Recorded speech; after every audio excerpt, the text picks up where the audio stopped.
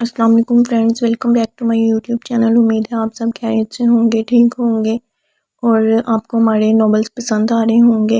اپنے feed back comment میں دینا مت بھولیے گا۔ ویڈیو کو سٹارٹ کرتے ہیں۔ آج کا ہمارا ناول ہے لا حاصل محبت از قلم سیدہ روبی۔ یہ ایک چھوٹا سا ناول ہے، مکمل ناول ہم ریڈ کریں گے۔ امید ہے آپ کو پسند آئے۔ ناول سٹارٹ کرنے سے پہلے آپ چینل کو سبسکرائب اور ویڈیو کو لائک کر دیجیے۔ چلیں سٹارٹ لیتے ہیں۔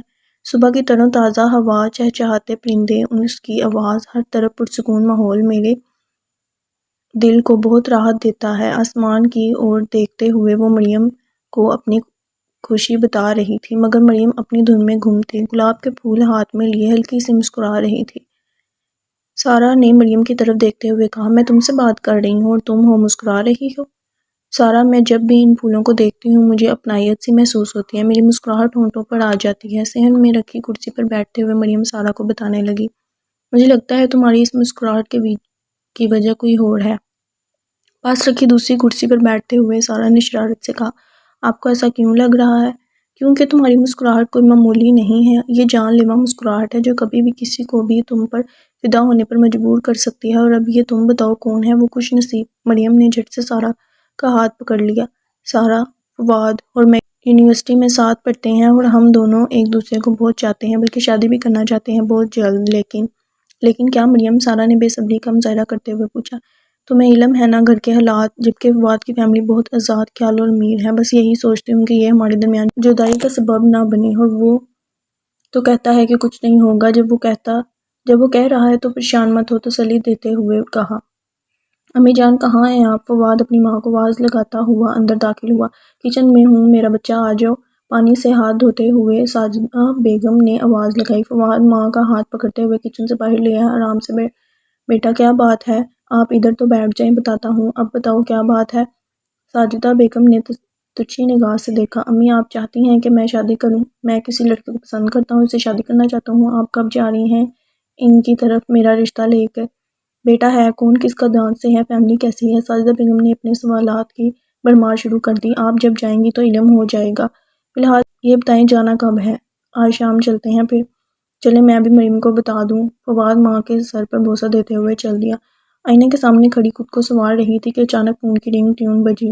نمبر کو دیکھتے ہوئے لبوں پر مسکراہٹ چھا گئی۔ ہاں جی، تو جناب کو میری یاد آ ہی گئی۔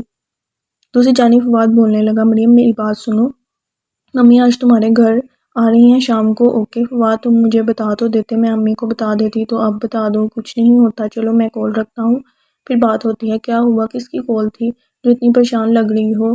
سارا جو ہینڈ فری کانوں میں لگائے گانے سن رہی تھی مریم کو پریشان دیکھتے ہوئے پوچھنے لگی۔ سارا، فواد اپنے گھر والوں کو آج لے کر آ رہا ہے اور امی اس بات سے بے خبر ہیں۔ تو کیا ہوا ابھی بھی بتا دو۔ اوکے میں جا کر امی کو بتاتی ہوں۔ واہ واہ، کیا حسین لگ رہی ہے میری بہن اس گلابی جوڑے میں، چہرہ تو دیکھو کیسے شرما رہا ہے، جیسے آج فواد بھائی لینے آ رہے ہیں۔ سارا نے مریم کو پیچھے سے گلے لگاتے ہوئے کہا، شرم کرو، بڑی بہن ہوں تمہاری، ایسی باتیں کر رہی ہو؟ مریم جو آلو چھیل رہی تھی سارا کو ڈانٹنے لگی۔ اچانک دروازہ کی گھنٹی بجی۔ لگتا ہے مہمان آ گئے، میں دیکھتی ہوں، سارا کہتے ہوئے کچن سے نکل گئی۔ میرے بیٹے نے بتایا کہ وہ آپ کی بیٹی کو پسند کرتا ہے، بلکہ دونوں ایک دوسرے کو پسند کرتے ہیں، مگر مجھے یہ نہیں پتا تھا کہ میرا بیٹا ہمارے گھر کے رسم و رواج بھول گیا ہے۔ چائے کا گھونٹ لیتے ہوئے ساجدہ بیگم نے سمینہ بیگم جو مریم کی ماں تھی ان سے کہا، کیا مطلب؟ میں سمجھی نہیں۔ یہ تو آپ کو اپنی اور ہماری حیثیت دیکھ کر اندازہ ہو گیا ہوگا کہ میں کیا کہہ رہی ہوں۔ ساجدہ بیگم طنزیہ مسکرائیں۔ یہ سنتے ہی پاس بیٹھے فواد نے ماں کو مایوس نظروں سے دیکھا۔ ساجدہ بیگم کی بات سنتے ہی مریم کی آنکھیں نمی سے بھر گئیں۔ کچھ اور دیر اگر وہاں بیٹھی رہتی تو شاید اس کی آنکھوں کی نمی آنسو بن کر باہر آ جاتی۔ وہ یہ نہیں چاہتی تھی۔ سارا بھی اپنی بہن کے پیچھے چلی آئی جو کمرے میں آ کر رونے لگ گئی۔ سارا نے بہن کو دیکھا تو گلے لگایا، یار مریم کیوں رو رہی ہو؟ سارا، جس بات کا مجھے برسوں سے ڈر تھا آج وہی ہو گیا۔ ہنسی تمہارے پیار کے بیچ آ ہی گئی، سسک کر روتے ہوئے سارا کو اپنی بے بسی بتا رہی تھی مریم۔ مجھے یقین ہے فواد بھائی اپنی امی کو منا لیں گے۔ نہ جانے یہ بات سارا نے کس امید سے کہی۔ کتنے دن گزر گئے مگر فواد نے مریم سے اس دن کے بعد کوئی رابطہ نہیں کیا۔ مریم ہر روز اس کے کال کے انتظار کرتی رہی۔